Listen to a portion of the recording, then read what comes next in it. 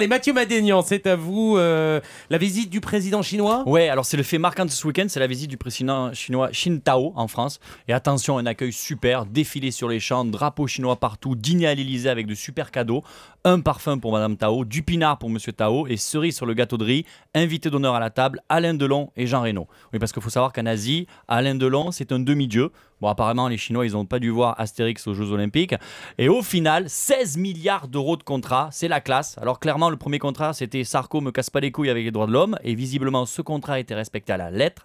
Et il y a eu pas mal d'indignation. Les mecs ont gueulé, ouais, les droits de l'homme, le Dalai Lama, le prix Nobel de la paix, mon cul sur la commode. Faut arrêter 2 minutes. Il y avait quand même 16 milliards d'euros de contrat. Moi, je trouve perso qu'il a eu raison de se coucher Sarko, vous croyez quoi, sérieux? Le Qintao, c'est la personne la plus puissante du monde, selon Forbes, le magazine. La Chine, c'est la deuxième puissance au monde. Alors que nous, là où on est en premier, c'est en pétanque. Alors, faut savoir que la Chine, pour nous, pour la Chine, la France, c'est rien. C'est juste la banlieue du 13e arrondissement, quand même. Et même, à la rigueur, si Sarkozy lui avait dit tu sais, Chine, c'est pas bien ce que tu fais, ça aurait changé quoi? Vous pensez sérieusement que le Qintao, il serait rentré chez lui, il aurait dit bon, les Chinois, j'ai parlé à Sarko, il a raison, je me plante depuis le début, donc maintenant, liberté pour tout le monde, fin du communisme et légalisation du cannabis. Bon, par contre, on fout tous les roms dehors, ça on a le droit, il a dit. En plus, c'est pas vrai, j'ai vu dans le Parisien que Sarko avait abordé la question des droits de l'homme.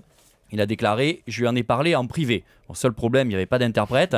Autre sujet délicat, le prix Nobel de la paix. Bon, le prix Nobel de la paix, il est en prison depuis 11 ans. Il ne peut pas attendre 2 jours de plus, sans déconner. On signe les contrats et après on gueule. En plus, on a vendu plein d'Airbus, c'est génial. Et en plus, j'ai appris que les ports des Airbus étaient fabriqués en Chine.